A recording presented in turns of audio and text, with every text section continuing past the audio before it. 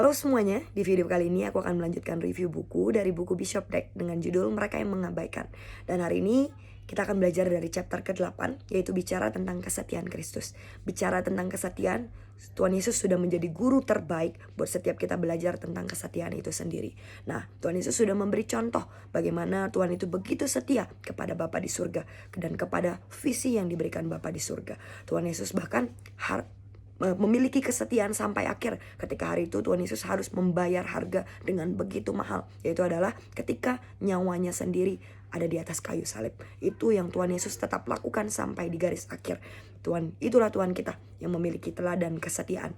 Jadi hari ini kita akan belajar apa aja sih teladan-teladan yang Tuhan Yesus lakukan. Dan hari ini saya akan bahas dari satu poin, yaitu adalah seseorang yang hanya melakukan apa yang dia lihat pemimpin lakukan. Kita baca di Yohanes 5 ayat 19 berkata seperti ini.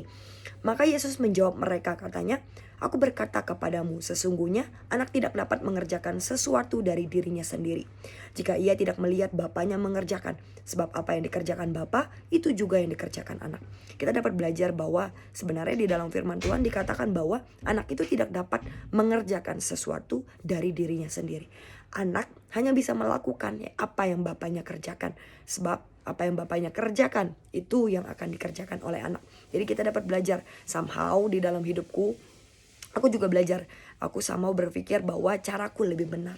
Caraku lebih zaman sekarang. Caraku lebih praktis. Caraku sepertinya lebih mengikuti apa yang relevan. Itu yang aku pikir benar. Tapi ternyata dari firman ini itu enggak. Di dalam firman ini dikatakan bahwa anak tidak dapat mengerjakan sesuatu dari dirinya sendiri. Nah, ketika kita ingin menolong, mungkin ketika kita punya yang namanya pengalaman ingin menolong ayah kita, banyak yang kita pikir, yang tadi kita pikir, oh kayaknya cara saya lebih benar daripada bapak saya. Oh caranya bapak saya mungkin tanda kutip sudah cara yang lama. That's why aku punya nih cara yang lebih baik. Aku punya nih cara yang lebih zaman sekarang. Dan aku pikir itulah cara yang tepat. Tapi ternyata itu nggak sesuai dengan yang namanya karakter Kristus atau yang namanya kesetiaan.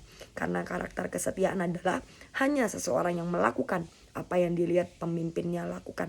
Kita dapat belajar dari Tuhan Yesus hari itu di dalam firman Tuhan, ketika kisah Tuhan Yesus datang ke kolam Bethesda, hari itu begitu banyak orang yang sakit. Tapi kita tahu di dalam kisah itu Tuhan Yesus hanya menyembuhkan satu orang. Ketika ditanya, bahkan kita tahu banget bahwa di dalam kolam Bethesda itu begitu banyak orang sakit. Tuhan bisa gak menyembuhkan? Dalam tanda kutip, bisa. Tuhan punya yang namanya kuasa untuk menyembuhkan. Tapi itu yang tidak Tuhan Yesus kita lakukan. Karena Tuhan Yesus memegang sebuah kesetiaan, prinsip kesetiaan, di mana aku hanya melakukan apa yang Bapakku kerjakan. Aku hanya melakukan apa yang Bapakku perintah, dalam tanda kutip. Jadi kalau misalnya kita pakai cara pikir kita, kalau kita pakai cara pikir manusia, pasti kita punya yang namanya cara pikir, berpikir bahwa lebih baik kita sembuhkan semuanya. Tapi ternyata itu adalah somehow itu adalah ketika kita memakai kekuatan kita sendiri. Jadi kita tidak lagi memakai kekuatan dari Tuhan kita. Kita tidak lagi berjalan di dalam kesetiaan kita ketika kita menyelesaikan tugas dari Bapa di surga.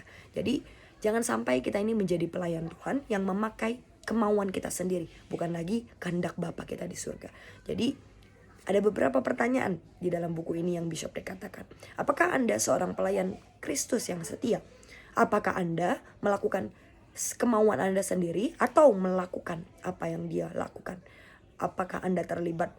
Anda bisa terlibat dengan banyak hal yang bagus, tetapi apakah itu semua kehendak Tuhan Yesus? Nah, somehow itu adalah pertanyaan-pertanyaan yang mungkin kita pernah alami. Ternyata aku melayani dengan tanda kutip mauku sendiri, kehendakku sendiri, bukan lagi kehendak Bapakku. Jadi ternyata ketika aku terlibat dengan sesuatu yang baik, yang aku pikir baik, ternyata itu bukan kehendakku.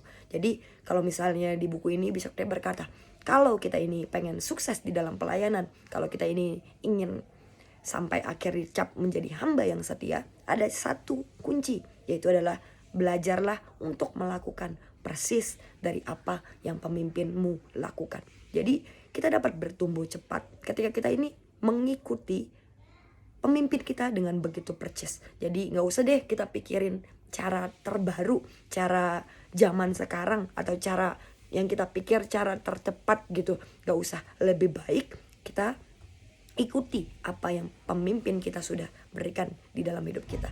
Lebih baik kita mengikuti apa yang pemimpin kita mau. Jadi jangan sampai kita buang-buang waktu memakai another option caranya kita, dan akhirnya kita harus mengalami yang namanya kegagalan. Bahkan di buku ini Bishop Day berkata, jangan berusaha menjadi pahlawan, karena hidup kita ini singkat untuk kita ini coba-coba. Jadi lebih baik kita pakai cara yang pemimpin kita sudah lakukan, cara yang Bapak kita sudah berikan di dalam hidup kita. Jadi cukup kita ikuti apa yang Bapak kita sudah lakukan di dalam pelayanan. Ikuti pemimpin kita dengan begitu rupa. Hindari kesalahan-kesalahannya dan belajarlah dari kesalahannya, dan belajar apa yang pemimpin kita sudah lakukan. Sepercis mungkin itu yang kita dapat lakukan, karena itu adalah teladan Kristus yang Tuhan Yesus sudah lakukan di dalam hidup kita. Jadi seorang yang setia akan merasa bangga ketika dia mampu melakukan dengan percis apa yang Bapaknya sudah kerjakan.